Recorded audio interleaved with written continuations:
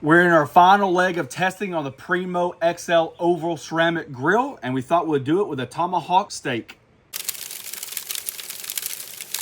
And what we have here is a massive tomahawk. Yes, I understand the bone means absolutely nothing.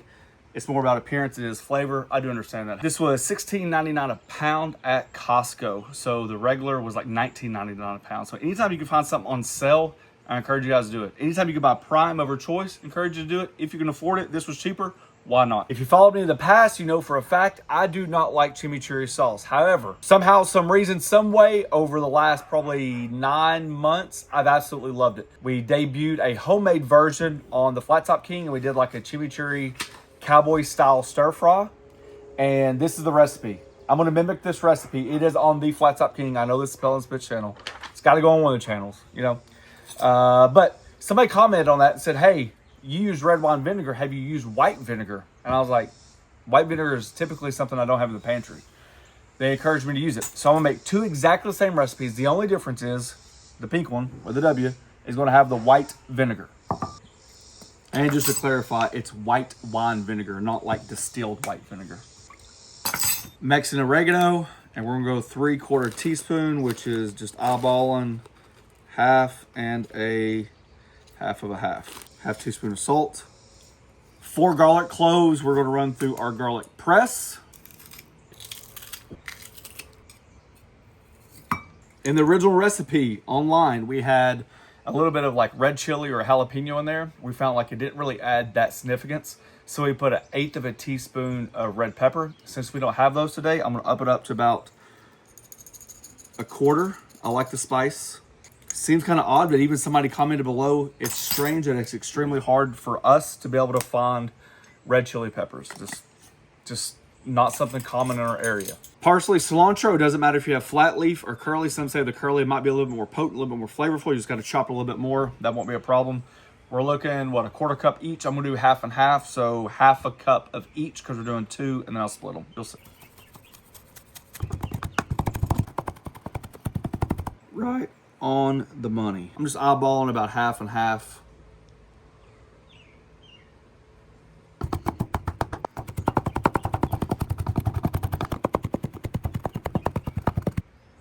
Same thing, half a cup. And last but not least, you want to top it off with some good oil. Olive oil. Give these a mix, and we're gonna let all these ingredients come together for several hours. Oh, to get things started, we're trying out the Jealous Devil. Let's see, here we go. XL Lump Charcoal. Haven't used it before. Like I said, I'm going on the charcoal journey as well as I learned the Primo. I think today will probably be my last official break-in period because there's just so many unique ways you can use it. You know, we've done indirect cooking, we've done the long cook, we've done brisket, we've done pork butt, we've done smoked chickens.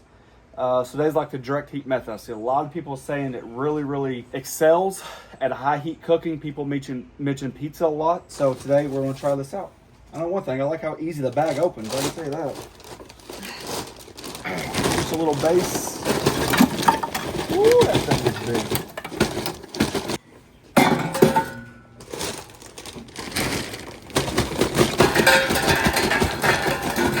Typically with charcoal, I always start with a small bed. It just prevents this from being on the bottom. But we'll put it like that, let it light up. Got my wood chunks left over from that brisket cook. This is just basically, actually this is hickory chunks right here. So I'm gonna use these for my smoke flavor. One thing I forgot to mention, this tomahawk has been salt brined overnight. So we're going to go ahead and do shake that, salt, pepper, garlic, and butter. Fantastic combination on steaks. I also happen to have a little 16 mesh black pepper right here, a little bit coarser. This is light on the pepper, not as heavy on salt as some of the seasonings out there. So it's kind of like a mix, gotta be careful. I'm not saying you gotta douse it, but it does add flavor. This has been out at room temperature for about, I don't know, about an hour, something like that. Big piece of meat. It could definitely handle some seasoning.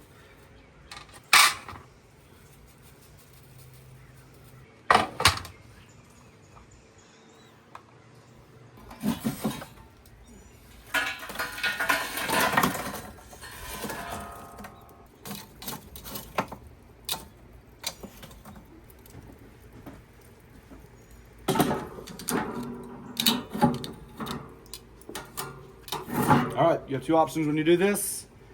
For the people just looking at these, you can have it this height,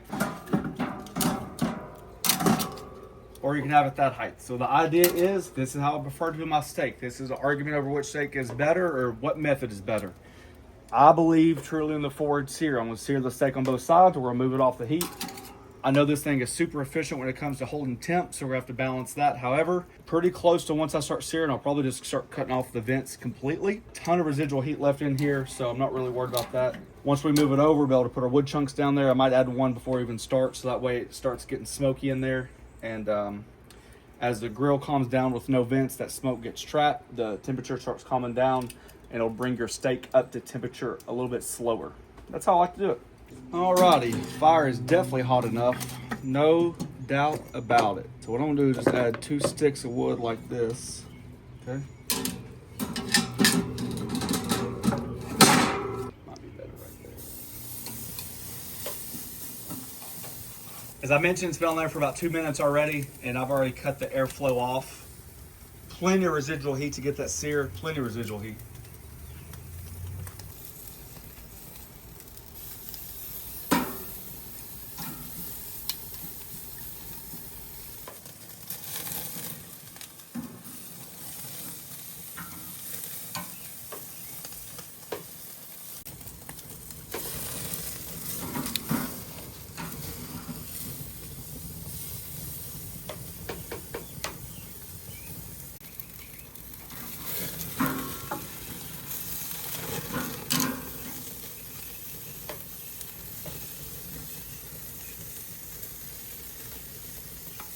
Does not take long at all. I know what you're thinking, oh my gosh, he's blistered it. No, I bet we're only about 70, 80 degrees. Yeah, see that? So now you got the char, right? Flame's a little hotter than typical, but I'm okay with it. Throw that wood down there. Woo, did it get in there? It did. Put my RFX in there, beat thermometer. Come in from this side, just protect it from that flame. Ooh, it's hot. Just like that. Close the lid. All the way down.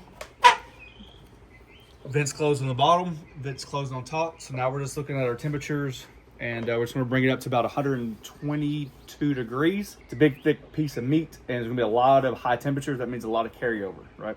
The lower the temperature is, the less amount of carryover you're gonna have. This one will get up there. So let's bring it off about 121 to 122. Hasn't been long, maybe 10 minutes. You can see we're already dropped in temperature, which is fantastic. Just want to show you this. So like all this smoke's getting trapped in there. You can see we're leaking out a little bit, but it just creates a softer environment for the steak to finish instead of like such a high heat. I also think it helps how your steak cools down. So instead of being aggressive at the end, like a reverse sear and then being up to temp and then having to come down, the steak is coming down to temperature as well, right? So just open this up. See that smoke going through there? Look at all that flavor that steak's picking up right now. Plus it's got a little moisture. I think with barbecue we agree that's what a lot of times people spritz. It just helps the smoke adhere. So pretty good way to do it. That's the way I like to do it. I think we're about like 110 degrees right now. And just like that, we have hit 123 degrees. Woo, that looks good. Put it on the same cooling rack. Obviously we've already washed it. Look at that color right there. Look at that color. Just to recap, this is the white wine vinegar and this is the red wine. So we've tasted off camera. I think the white is sharper and crisper. It's more bold. I think the red wine is a little more sweeter, a little bit more like balanced. Could be completely wrong. That's how I feel about it. I do know if I put it on a steak, I highly doubt that I could be able to taste the difference between the two or put into a dish. Man, it is hot. But we did them both, and you guys can check them out. You guys can cut the recipe in half. That way you can have them or combine them. Do half, I think, what do we do? 2 tablespoons of vinegar? Yep. So do 1 to 1 if you have it in the cabinet. I don't think it's worth going out to the grocery store to buy one of the other vinegars because one is more supreme than the other one.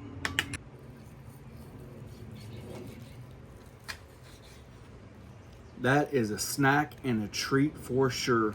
Don't let that meat go to waste. I'll gnaw on that sucker for an hour. Whether you remove that spinalis or not, that's up to you. One tip I can give you, if in fact you're confident in your chimichurri, while your steak's resting, go ahead and baste it with the chimichurri. That way, while the pores of the meat are open, it can absorb some of that flavor.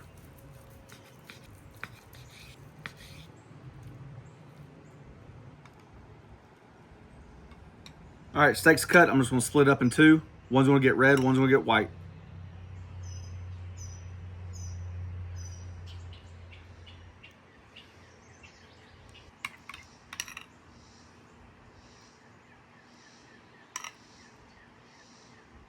So this was the red. I'll split it with you. You gonna take one of those. And this was the white. That's a big bite. Honey, they all know. They all know.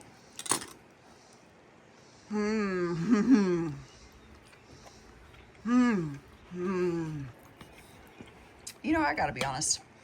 And this is the white one. Being your wife is a tough job, you know, but somebody's gotta do it. What video want to do? What about a grilled tomahawk? Nah.